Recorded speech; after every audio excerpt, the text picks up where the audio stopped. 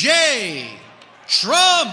And I'm proud to be an American, where at least I know I'm free. And I won't forget the men who died, who gave that right to me. And I gladly stand up next to you and defend her still today. 'Cause there ain't no doubt I love this land. God bless the USA.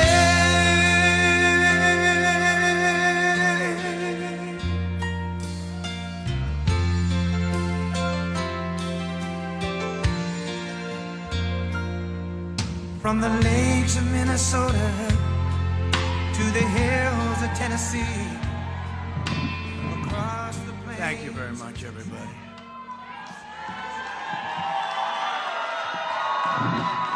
Thank you.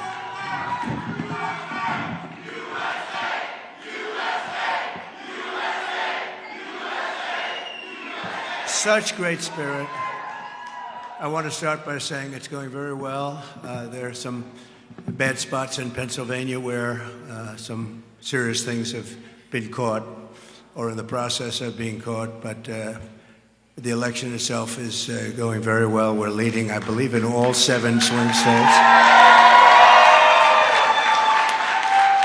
So I appreciate everybody's work, and the spirit is unbelievable. I don't think there's ever been anything like it in our country's history, frankly, because we want to see our country get better. And that's why we're here, just to do a statement. And it's an honor to have some of our friends here. In less than 4 years, Kamala Harris has obliterated our borders, obliterated.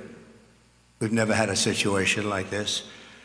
Decimated the middle class, and runaway inflation has caused problems, the likes of which we never thought possible. Bloodshed, squalor to our cities is common, and they've unleashed a war and chaos all over the world. You take a look, everything's blowing up or getting ready to blow up.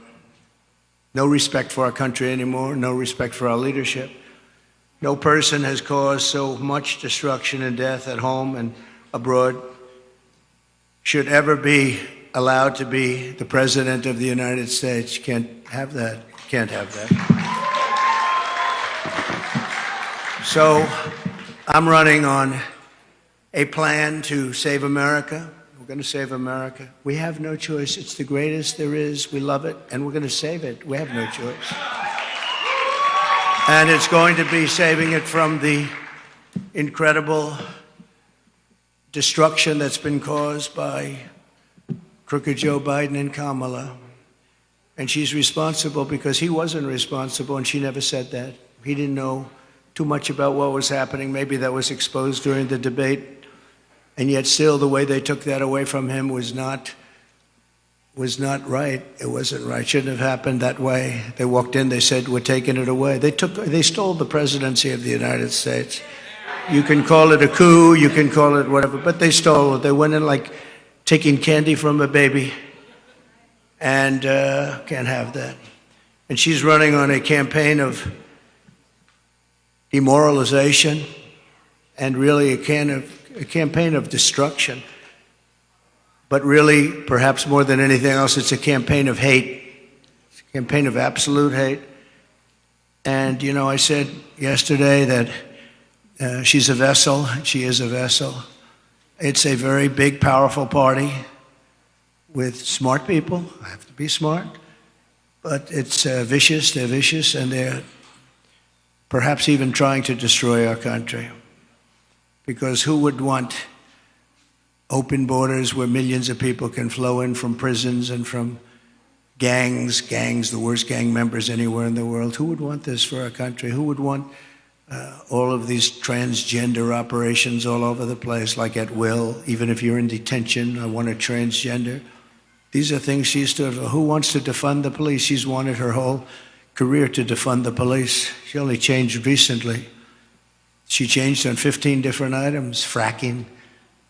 She was against fracking at the highest level. Wouldn't even think about it. Now all of a sudden, oh, I'd like fracking very much. but they change after the election in about 2 minutes, and I think Pennsylvania understands that. After 2 assassination attempts in just over 3 months, her lies and her slanders are very shameful and really inexcusable. And I can say that if I were president and somebody was being threatened, openly threatened like they've threatened me, I would say, if you do that, even if this was an opponent who I disliked, if you do that, we will obliterate your entire country, and it would all stop. But they wouldn't make that statement. They won't make that statement. And essentially, that statement has been made by other presidents, even concerning their opponents, as you know. Today, we're going to talk about the real character of Kamala, and a person who has no remorse for the anguish she's inflicted upon families all across America. On the contrary, I have to tell you, Kamala intends to conflict and keep this misery going, and she's going to keep it going as long as she can, because that's the only way she can get elected. She's going out and only criticizing, talking about Hitler and Nazi, and because her record's horrible. Her borders are the worst in the history of the world. There's never been a border in the world like this. I always say in third world countries, banana republics, they'd fight them away with sticks and stones if they had to. We let them come in, come on in. Knowing in many cases they're murderers, they're drug lords, they're traitors in so many ways to our country. If they were involved in our country at all, even that, they're coming back in. People that left because they were traitors are coming back in. Everybody's coming back in. And it's at a level that we've never seen before. Criminals off the streets. And you know, other countries from where they're coming are now setting records, good records for them, where crime is down 70 and 75% because they're taking the criminals off the street. They're emptying their jails into our country. And they're not finished yet. I'm amazed. I thought they would have done it by now, but if you take a look at Venezuela, their crime is way, way, way down. Then you go to Caracas and you wouldn't recognize it. You can actually walk the streets without being shot or killed or mugged. It's becoming a safe city because they've taken all their criminals, most of them, the rest are coming. They're all coming. They've taken their drug dealers and they've put them into the United States of America. Thank you very much, Kamala. I appreciate it. But she continues, and she will continue this misery, and her policies have caused such harm and such pain. And the 3 great people up here with me are going to just discuss that for a little while, about what's happened to them, how their lives have been shattered. I'd like to begin with the story of one mother whose life Kamala has utterly destroyed this life. And we're talking about thousands of people in very similar situations. Every day under Kamala, open border policies.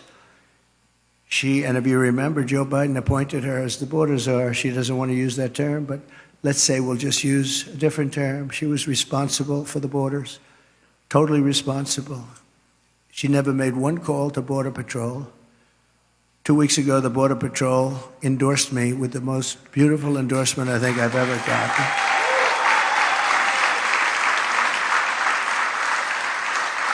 And in all fairness, they've endorsed me every single year, but they've endorsed me again, and they endorsing me, saying I was the best president we've ever had and the best president by far on the border. They said that, and this is not easy for them to say, they said that she was easily the worst person ever to work with them on the border, most incompetent, the least caring. Think of it. Not one call in almost 4 years was made to Border Patrol, like, how are we doing? I used to call all the time. I'd say, how are we doing, fellas? How's it going? Is it going well? And they're great people, men and women, Border Patrol, great people. They want to do their job. She didn't call them once. She released the 2 men who murdered this woman's very precious daughter. everything you need to know about what happened and the character of Kamala Harris. You'll know from just watching this video. We had it done yesterday. It's very, very quick, very easy to do, but it was very heartbreaking. We showed it in a room full of people, and everybody was crying. Some pretty tough people were crying. Please take a look. Sunday night, I asked her to not stay up super late because of her coming to work with me in the morning first to do her summer school. She said, okay. I told her good night and I love you. I went to bed, not realizing that that was going to be the last time I saw her. We're best friends. Yeah. We're going to shake it again. I woke up to notice she wasn't in her bed. I'm in my heart trying not to lose my mind because I don't know where she is. I finally remembered her phone had a location on, and her phone was pinging just 2 minutes down the road, right behind the skate park. I start driving to the direction the phone was being pinged at, and I see a couple cop cars with lights on. I see yellow tape, and immediately my heart drops and sinks to the bottom of my stomach. My daughter's hands and ankles were both bound. She was strangled to death, left with no pants. And I know in my heart, she fought incredibly hard. She was not going down without a fight. We begin with two men we're learning are charged with capital murder tonight, accused of killing a 12-year-old girl. Police say these men strangled her before dumping her into that creek. Both men were in the country illegally. Apprehended, then released by Border Patrol less than 3 weeks before Jocelyn's death. The men accused of killing Jocelyn Nungare are affiliated with the gang known for brutal violence. Kamala Harris was in charge of immigration in our borders. If we had better border policies and not open borders and not these catch and release policies, I truly believe this all could have been prevented. Under her being vice president of this country, my daughter's life was ripped away from her. She had her entire life ahead of her. Happy birthday, dear Jocelyn. My daughter is 6 feet in the ground based off of policies that she allowed to keep. Kamala Harris did have one job, and she not only failed, not me, she failed my daughter. She failed Jocelyn. You know, she was only 12. President Trump reached out, gave me his sincerest condolences as not a former president, but just as a father, someone who cares. I believe Donald Trump needs to be back in office. I can at least know that my next child will be safe in this country.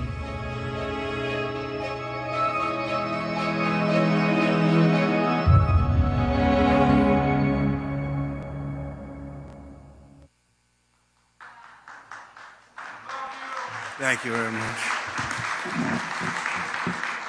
So I know we talk about inflation and the economy, but to me, there's nothing more important than the fabric of our country being destroyed by people placed there, violently placed there, as far as I'm concerned, foolishly, stupidly placed there.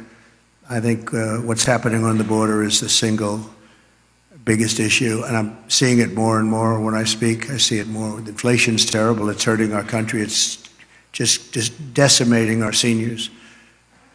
That's why I talk about Social Security. No tax for our seniors on Social Security because they've been decimated by inflation. But what Kamala did to Jocelyn and her family is the most heartless and cold-blooded betrayal imaginable. Thousands of cases just like that, thousands. In throwing open the border, think of it, open borders, they come in from parts unknown. People have no idea who they are, where they're from, anything about them. They know nothing. They just walk into our country. And as soon as I heard they were doing that, I said, well, I know these countries. I know every one of the leaders of all these different countries. They're very smart. They're very sharp. They're very streetwise. I said, I know what they're going to do. They're going to open up their jails and just dump them into the United States. And that's what happened. They opened up their jails. And some of the most ruthless killers in the world are now roaming our fields and our streets all over the United States. I knew that was going to happen. And I would do the same thing if I were running one of those many countries that we're talking about. And not just the 3 or 4 that we constantly mention that are near us, all over South America, all over the Middle East, all over Asia, all over Europe, all over Africa. Tremendous numbers of people are coming out of Africa, and they're coming from all over the world. They're dumping them at our border, pushing them across the line, and say, don't ever come back. If you come back, we're going to kill you. And we're stuck with them. But we're not going to be stuck with them for long. So Kamala violated her oath. She desecrated our laws, and she got innocent girls like Jocelyn tortured and killed. Anyone who knowingly sets loose these monsters into our country has absolutely no right to be running for office, let alone the office of president. No right. So here today is another great person, an American mom, Tammy Nobles. 2 years ago, Tammy's 20-year-old daughter, Kayla Hamilton, who had an autism diagnosis, was found raped, tied up and strangled to death with a telephone cord in her home. Kayla's murderer was an illegal alien, MS-13 gang member, among the most vicious gangs anywhere in the world. I took him out by the thousands thanks to ICE. We're going to protect ICE. Kamala wanted to defund ICE. If we didn't have ICE, we'd never get anybody out. They're tough and they're smart and they love our country.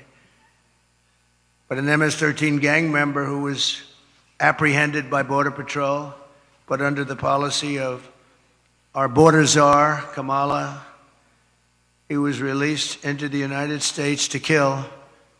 Tammy, please come up and say a few words, please. Thank you. Please.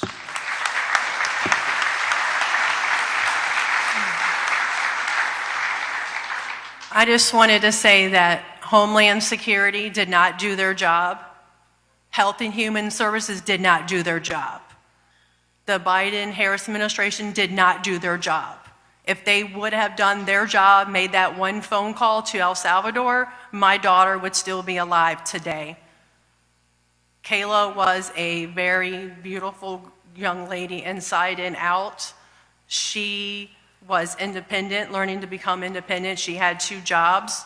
She overcame obstacles dealing, with autism and was able to find a job that she loved. She loved animals, especially her cat Oreo, and she cared about the homeless. She loved God and she loved going to church. And her life was just ripped from her 3 days after she celebrated her 20th birthday. Thank you for having me here today.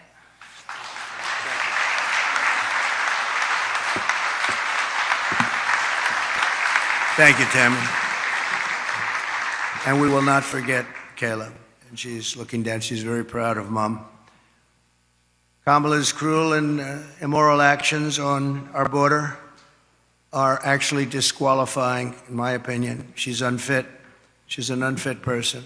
And she knows this is going on. She never called anybody, including the 13 soldiers that were so needlessly killed in Afghanistan with that horrible moment in time where our country was just lost all respect from the whole world when they saw that. That's one of the reasons that Putin went in. He would have never gone in. Ever he wouldn't have gone in. If I were president, he would have never gone in. I ended his pipeline in Europe, no problem. And what happened? Biden comes in, he proves it right away, but he kills the Keystone Pipeline. Putin never would have come in. And he didn't, by the way, for 4 years. There was never a threat that he was going to do that. But he saw weakness, and I think a lot of it was seen in that horrible period of time. She is also aiding and abetting the cartels, allowing vast quantities of deadly drugs to pour unchecked into our country. And remember this, they now have an app. You call the app and you bring whatever you want, you bring them over, they'll tell you exactly. Can you believe it? They have an app. And they have airplanes, big, beautiful Boeing airplanes flying back and forth over our border. They were saying, where are those planes coming from? Where are they going? They were loaded up with migrants. They're dropping them out in the Midwest. They're dropping them all over the place.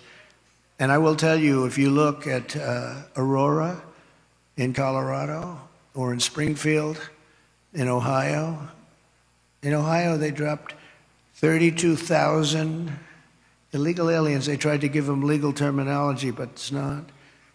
Illegal aliens, 32,000 into a 50,000 person town, beautiful town, no problems. And now they don't know what to do. And they want to be nice, and the mayor wants to be nice. His big thing is to get interpreters because they don't speak English. It's very hard to get interpreters. And he's trying to get interpreters. But in the meantime, they're taking up the hospital. So when people from Springfield would routinely be able to check with a doctor, go to a hospital, they're unable to get in, they're packed. The whole town has changed. And this is happening all over our country. Aurora probably is an even worse situation because you have the meanest, worst gang from Venezuela in the world, probably, maybe as bad or worse than MS-13. And they've literally taken over the town. They've taken over large sections of the town. They've gone into the real estate business. They've taken over apartment complex. They took over a number of complexes where the people are paying them rent. They've become the landlord. Isn't that nice? And they're rough, tough people, and they have the latest weapons. They have military quality weapons, and everyone's saying, where did they get them? We got to get them out of here. We're going to get them out fast. We're going to get them out fast. So today, I'm announcing that for the first time under my administration, we will be seizing the assets of the criminal gangs and drug cartels. And we will use those assets to create a compensation fund to provide restitution for the victims of migrant crime, and the government will help in the restoration. The government will help in the restitution, but something has to be done, and we're gonna get it done. Kamala has also caused untold misery through her destruction of our economy. Our economy is not, this is just, it's like a fake economy. Some of the best people on Wall Street are saying the economy is only good because they think, I don't want to say this because other people have said it. It's not me saying it, but they think Trump is going to get elected. That's the only reason our economy is good. That's the only reason the stock market is up. Scott is here, I think, someplace, and he's one of the most respected people on Wall Street. He's actually made a very big point of it, that the stock market is only doing well because of the fact that they think Trump is going to win the election. So we'll see. But Kamala cast the deciding votes that caused the worst inflation in our lifetime. Maybe the worst inflation we've ever had, because I don't think I know for a fact they're not adding all of the numbers. If they did, I think it's the worst inflation probably in the lifetime of the country. And it's costing typical American families over $30,000. Nearly half of Americans now say they're broke. Think of that. Half of Americans are saying they're broke. They have no money. 2/3 say they're living from paycheck to paycheck, and that's a record. We've never had that. To that extent, we've never, ever had that. Millions of Americans are lying awake at night, worried about how they'll pay their bills because Kamala wrecked their family finances, and she's done that. She's done nothing good. They have done nothing good. And I speak of Kamala, but it's partially Joe, but Joe's out of it, Joe's sort of out of it. He's been out of it for a long time. Now she wants to raise taxes for the typical family by $3,000 a year. She's got no empathy for the hardworking Americans whose dreams she's killed, and said recently that there is not one thing that she would do differently from Biden. That's only because she choked. I'm sure she could have come up with a couple of things if she really thought about it, because there's been so much destruction caused by the Biden administration. One of the things that people don't talk about, and the news never talks about, they don't talk about, as an example, Afghanistan, but this is something that's incredible, because when you think of the numbers, 325,000 children are missing, dead, sex slaves, or slaves. 325,000 children who came in through the open border are now missing. Many of them are dead, and nobody talks about it. I said, this must be a mistake. This can't be possible. When I read it, I said, this can't be. You're talking about take your largest stadium and fill it up many times. That's what the kind of numbers are. Here today is Michael Copy, a small business owner who runs a dry cleaner and is struggling to get by because of what Kamala has done to his business. They've destroyed small businesses in this country. Michael, please.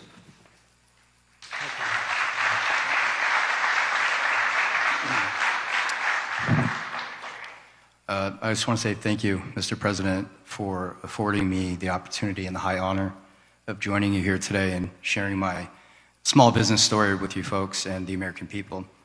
So it's a chain of eco-friendly dry cleaners throughout the Tri-County here in West Palm.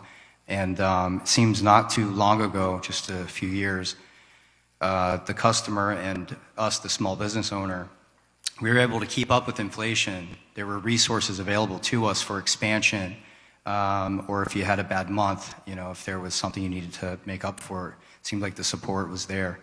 And now, just a few short years later, it seems like all of those resources have dried up. The support's no longer there.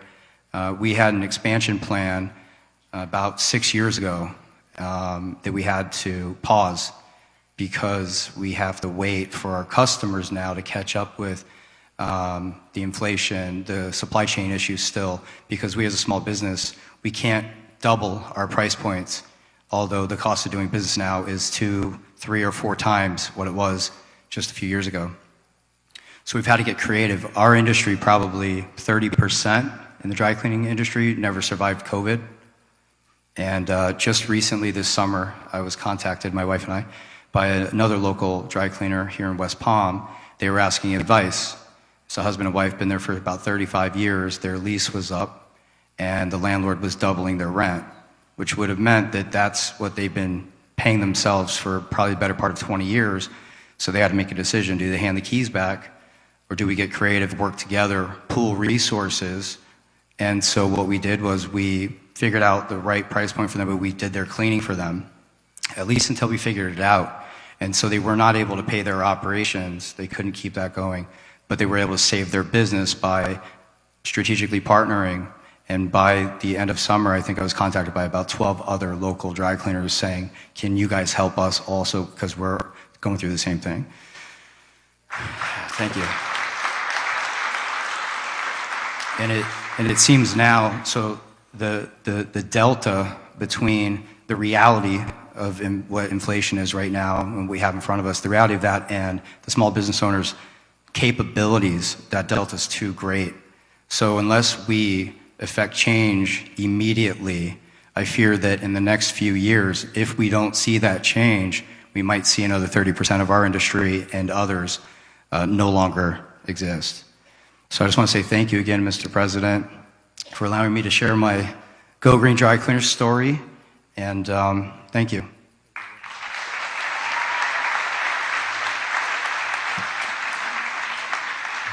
Thank you very much. We really helped a lot of people during the prime time of the China virus. And we helped a lot of people, and we did it intelligently. Then when they took over, they just threw money around like it was dirt. And as you know, the recent monster hurricane, Helene, just wiped out so much. If you look at the different states, North Carolina, Georgia, Alabama, South Carolina, Florida, Tennessee, it was just devastating. And the response was the worst since Katrina, but really a lot of people think it was much worse than Katrina. It's still, they haven't shown up. They're not in North Carolina. The people of North Carolina have suffered incredibly, and it's just nobody to help them. FEMA has been a total disaster. We had FEMA that was fantastic when we did this, because we had our hurricanes too. We had some bad ones, but we did a great job with it. It's not there. And then you see that they, originally blamed, and then they tried to take it back, but it was a little late. But they said that the money was spent on bringing illegal migrants into our country. They spent close to $1 billion, and these were funds that were spent. And you have to say, I was in North Carolina recently, and I looked at devastation that was just, unbelievable. There was nobody there from the federal government. The local people have done incredible things. Franklin Graham has done incredible things. He's been amazing.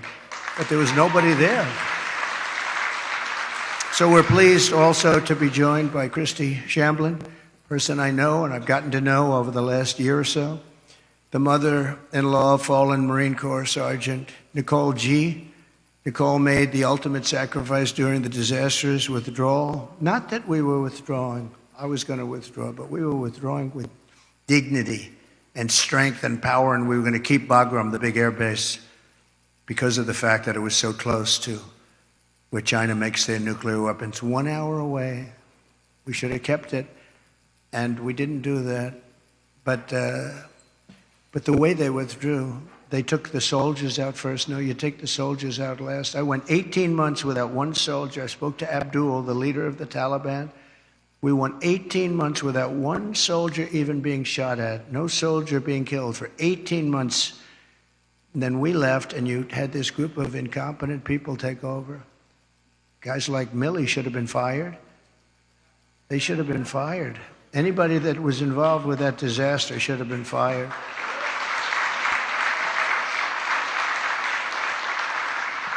She was one of 13 U.S. service members who lost their lives. Kamala said she was the last person in the room, that Kamala was the last person in the room. She was involved in everything. She takes credit for that. She was involved in everything. That means she was involved in disaster after disaster, because nothing good has happened with this administration, except that our country has gone to almost a third world status. With Biden, when Biden made a decision, she said she was there. Oh, she was there. But the Afghanistan decision was a disaster in so many different ways. And now you take a look at it, they're right back to what they were doing before, except much worse to women. They're worse to women right now than they were even before it started. But Kamala never reached out to the family members of the warriors. And she said she was going to, but she never did. She never called anybody. And Christy, I'd like you to come up and say a few words, please.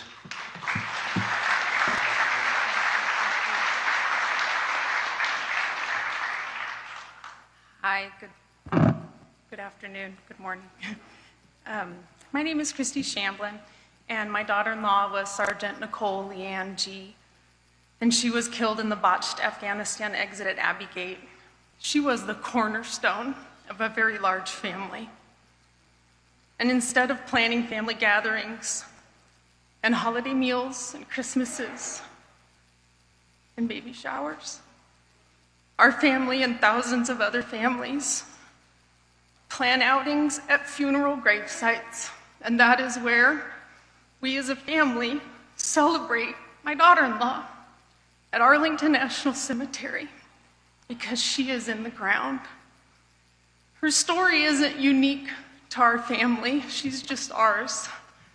There are thousands and thousands and thousands of wounded veterans who came home from that war, who need our help and who are ignored by our current administration. President Trump demonstrates peace through strength.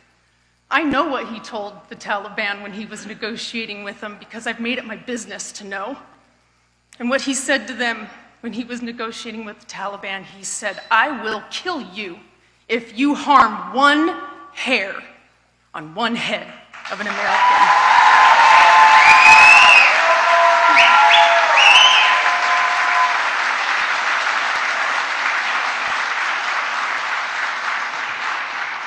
President Trump shows up, he reaches out, and he can fix our country, and we can all heal together.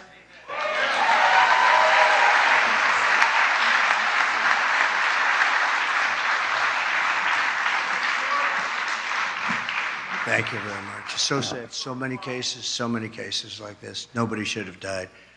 First of all, when they left, the soldiers should have been there. They shouldn't have been home watching, except for a small group, and many of them got killed, and large numbers. Nobody ever mentions the arms, the legs missing, gone, the face just obliterated. Nobody talks about them. I talk about them all the time. But I want to thank you, Christy, and we'll carry Nicole's memory in our hearts forever. The full consequences of Kamala's 4-year reign are almost too terrible to discuss or contemplate. We're coming to the end of a great campaign. I think we've had a great campaign.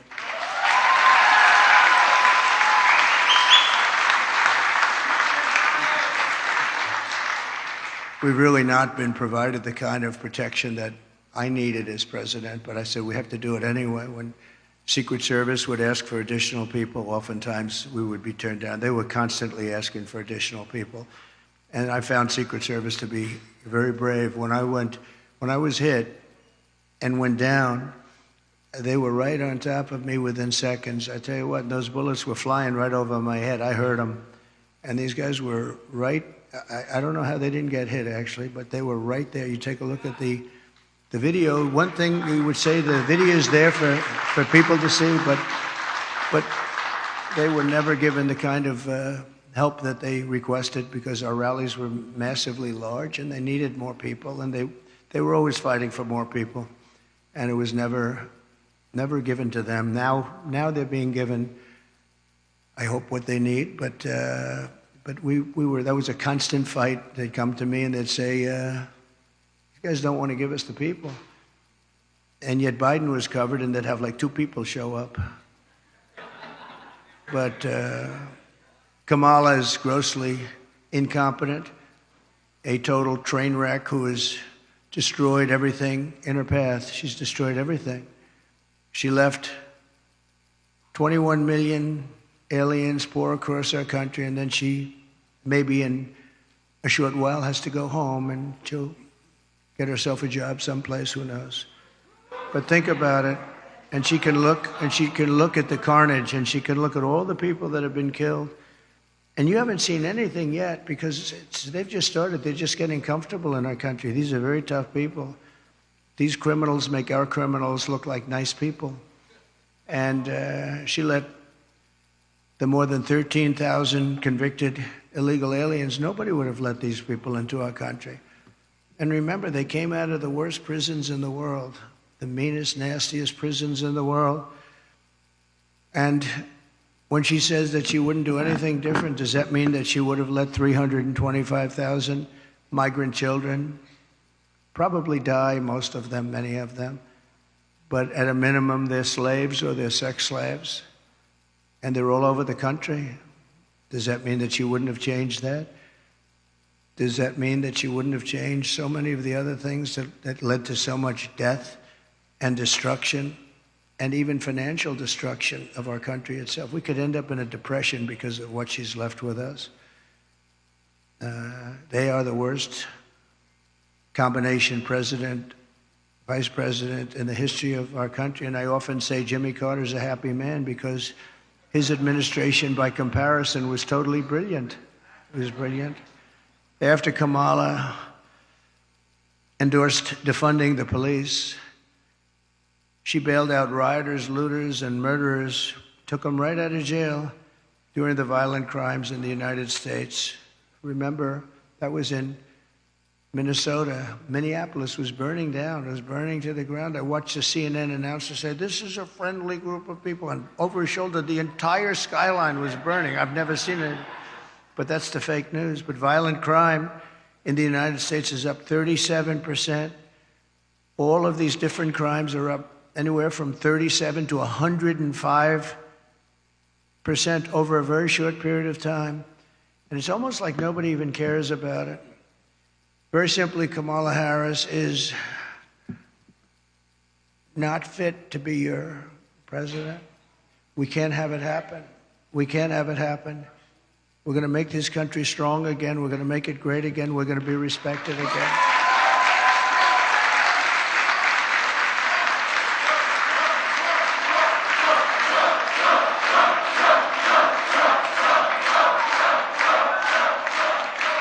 Her message has been a message of hate and division, and my message is about saving our economy, securing our border, bringing together the greatest and broadest coalition in American history. There's never been a coalition like this. It's everybody's. Kamala, it's not working so far. Just lean into it a little bit more.